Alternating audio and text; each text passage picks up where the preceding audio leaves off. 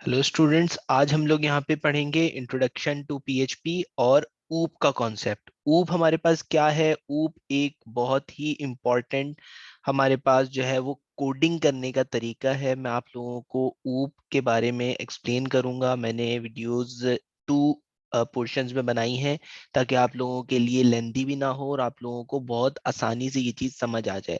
तो ऊप क्या है? ऊप का फुल फॉर्म है हमारे पास ऑब्जेक्ट ओरिएंटेड प्रोग्रामिंग।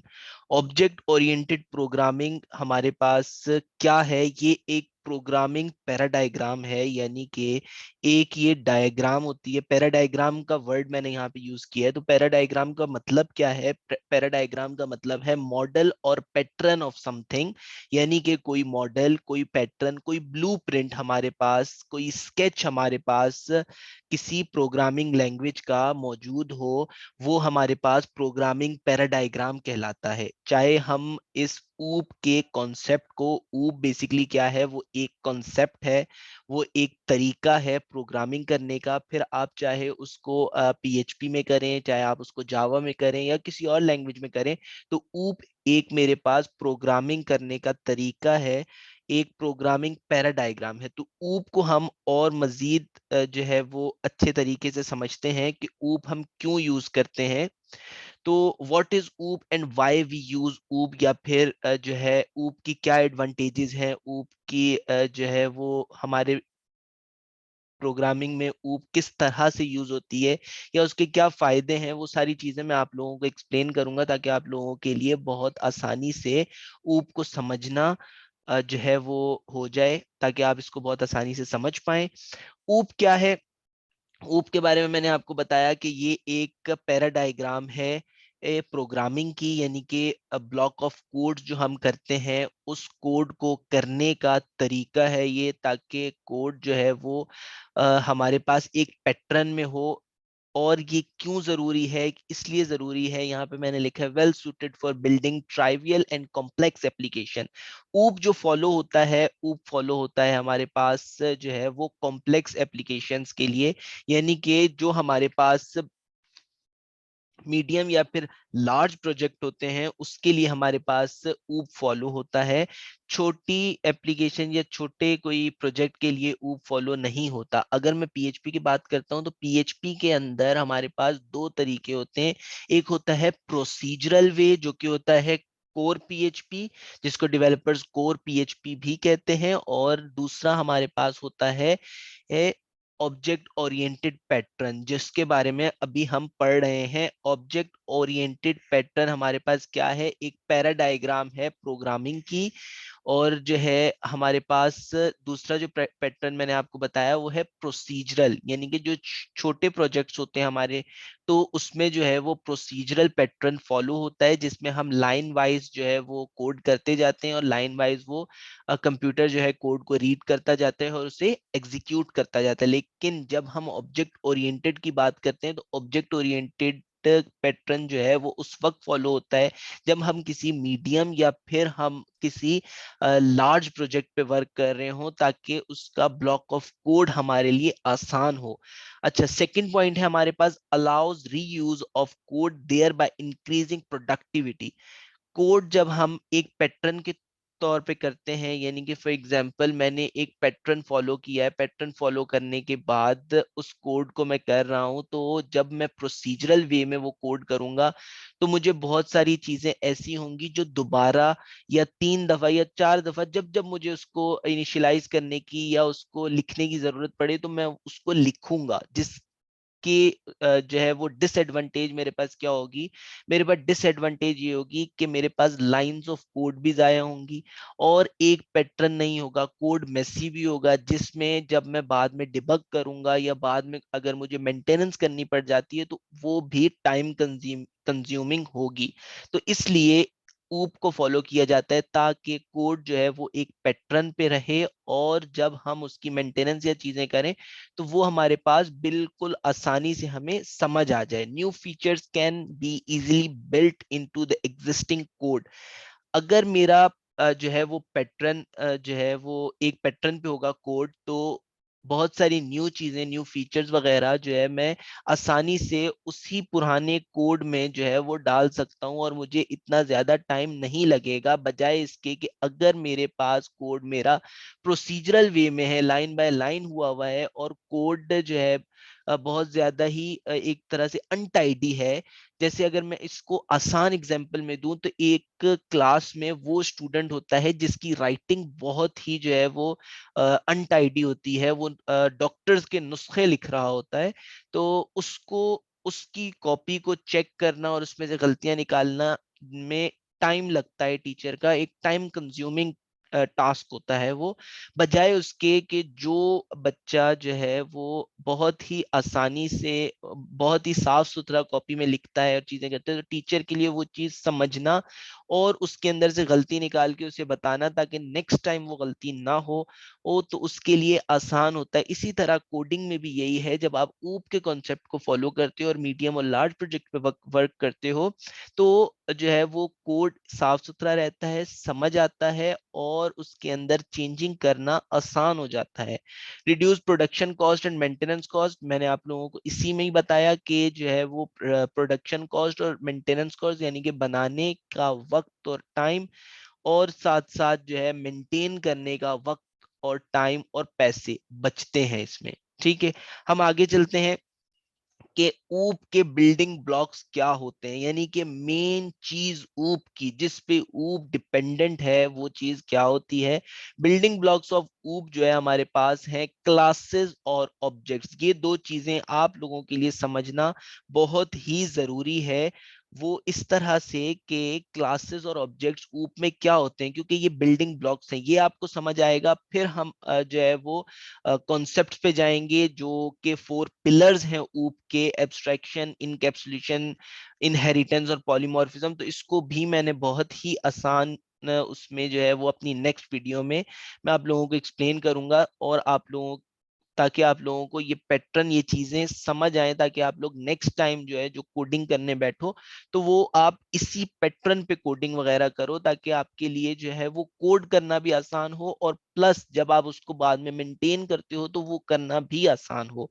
तो हम आगे चलते हैं बिल्डिंग ब्लॉक्स ऑफ ऊप की तरफ, जो कि हैं क्लासेस और ऑब्जेक्ट्स। तो यहाँ पे मैंने ऑब्जेक्ट को भी डिफाइन डिफाइन किया है और क्लास को भी डिफाइन किया है। ऑब्जेक्ट्स क्या है? ऑब्जेक्ट हम रियल वर्ल्ड एग्जांपल लेते हैं, कंप्यूटर हो गया, बुक हो गया, बॉक्स हो गया, जो जो आपके सामने चीजें हैं वो आपके सामने आपका एक ऑब्जेक्ट है। और क्लास क्या है, इसको मैं एक रियल वर्ल्ड एग्जांपल से आप लोगों को समझाता हूँ। वो इस तरह से समझाता हूँ, यहाँ पे जैसे लिखा हुआ है प्रोटोटाइप और blueprint from which objects are created, यानी कि एक ब्लूप्रिंट। अब इसकी एक एग्जाम्पल मैंने आप लोगों के लिए निकाली है। वो एग्जाम्पल क्या है? वो एग्जाम्पल ये है कि एक ये मेरे पास जो है वो क्या है, मेरे पास ये एक ब्लूप्रिंट है, एक स्केच है किसका? एक घर का, जिसके अंदर 2 बेडरूम है, एक लॉन्च है, एक किचन है। तो ये मेरे पास एक स्केच जो कि मैंने बनाया हुआ है या किसी एक बिल्डर ने बनाया हुआ है एक घर को बनाने के लिए। वो इस स्केच को यूज करके उसने एक स्केच बना के अपने पास रख दिया। अब वो इस स्केच को यूज करके अपना दूसरा घर भी बना लेगा। अब एक घर बना लेगा, एक घर बनाने के बाद वो इसी स्केच को यूज करके दूसरा घर भी बना सकता है अगर उसे जरूरत पड़े तो, और तीसरा भी बना सकता है। इसी तरह 4, 5, 6, 10, 20, 40 हजारों घर वो इस स्केच को यूज करके बना सकता है। यानी कि एक दफा जब उसने स्केच बना के रख दिया, उसके बाद वो जितने घर चाहे उस चीज को, घर स्केच को यूज करके वो उतने घर बना सकता है। तो यहाँ पे जो है ये स्केच, इसको हम ब्लूप्रिंट भी कहेंगे, स्केच भी कहेंगे, और इस चीज को हम क्या कहेंगे? इस चीज को हम कहेंगे कि ये क्लास है हमारी। क्या है? क्लास है हमारी। और साथ साथ जो ये जो है अपने घर बनाता जा रहा है, ये अलग अलग ऑब्जेक्ट्स हैं हमारे पास। ये क्या है? ये अलग अलग ऑब्जेक्ट्स हैं हमारे पास। ये एक बहुत ही आसान एग्जाम्पल है एक क्लास की और ऑब्जेक्ट की, जो आप लोगों को जो है वो आसानी से समझ आ गई होगी।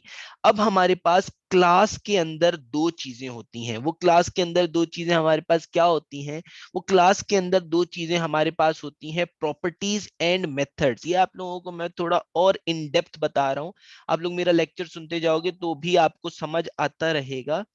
तो ये हमारे पास मेरे पास जो है वो क्या है कि क्लास और ऑब्जेक्ट। क्लास के अंदर मैंने आप लोगों को बताया कि दो चीजें हैं हमारे पास, प्रॉपर्टी और मेथड। अब प्रॉपर्टीज हमारे पास क्या है? प्रॉपर्टीज बेसिकली हमारे पास वेरिएबल्स होते हैं जो हम बनाते हैं। वेरिएबल्स क्या होते हैं? जो शॉर्ट टाइम पीरियड के लिए अपने अंदर डेटा स्टोर रखते हैं।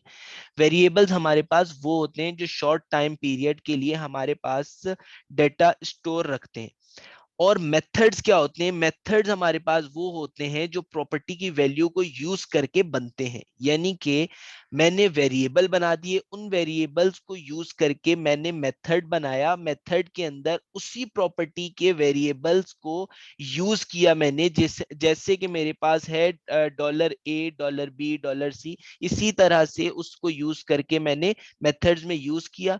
मेथड्स में यूज करके अब प्रॉपर्टी और मेथड दो अलग अलग चीजें हैं, और इन दोनों को जो है मैंने यूज किया, लेकिन ये दोनों हैं किस में? ये दोनों हैं क्लास में। यानी कि ये जो मेरे पास ब्लूप्रिंट है, ये जो मेरे पास क्लास है, इसी के अंदर मेरे पास दो कौन सी चीजें हैं? Properties and methods. कौन सी दो चीजें हैं? Properties and methods. प्रॉपर्टीज मेरे पास क्या होती हैं? वेरिएबल्स होते हैं जो शॉर्ट टाइम पीरियड के लिए डाटा स्टोर करते हैं, और मेथड्स क्या होते हैं? जो प्रॉपर्टी की वैल्यू को यूज करके बनते हैं।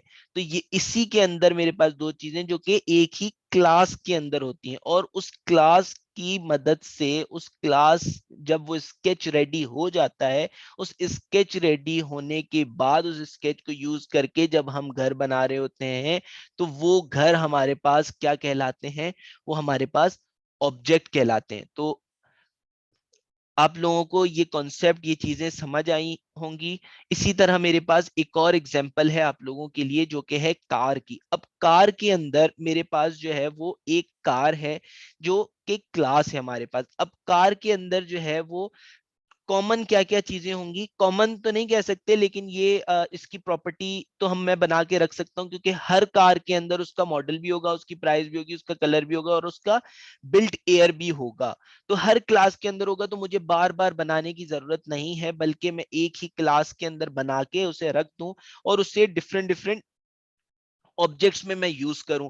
तो एक ही क्लास के अंदर मैंने उस जो है वो मॉडल को, एक क्लास बनाई मैंने जिसका मैंने नाम रख दिया कार क्लास। ठीक है। कार क्लास नाम रखने के बाद मैंने जो है वो उसके अंदर जो है वो मेथड्स या फंक्शंस बना दिए, जिसको मैंने मॉडल, प्राइस, कलर, बिल्ट का नाम दे दिया, बिल्ट एंड एयर का नाम दे दिया। अब मैं क्या करूंगा? अब मैं डिफरेंट डिफरेंट जो है वो ऑब्जेक्ट्स बनाऊंगा, जिसके अंदर एक कार का नाम होगा, फॉर एग्जांपल ए, आप कुछ भी ले सकते हो, आप जो है वो फॉर्च्यूनर ले सकते हो। दूसरी कार का नाम होगा ऑडी हो गया, तीसरी कार का नाम मर्सिडीज हो गया। उसकी प्राइस भी होगी, ऑफ कोर्स फ्री में नहीं मिलेगी, उसकी प्राइस होगी कोई ना कोई। तो उसकी प्राइस आपने लिख दी कि भाई इसकी प्राइस ये, इसकी प्राइस ये, इसकी प्राइस ये। तो लेकिन जो कॉमन चीज है इसकी, इस बात का आप निचोड़ ये ले लो कि जो कॉमन चीज है वो हमारे पास हो गई model, price, colour, built air. और इसके साथ साथ आप ये एसी भी होता है कार में, होगा या नहीं होगा, तो ये एक कॉमन चीज है। तो इसको मुझे बार बार जो है लिखने की जरूरत नहीं है हर ऑब्जेक्ट में, बल्कि मैंने कॉमन करके एक जगह पे रख दिया, और रखने के बाद मैं उसे सिर्फ यूज कर रहा हूं, जिस वजह से जो है वो हमारी ब्लॉक ऑफ कोड जो है वो बचेंगे।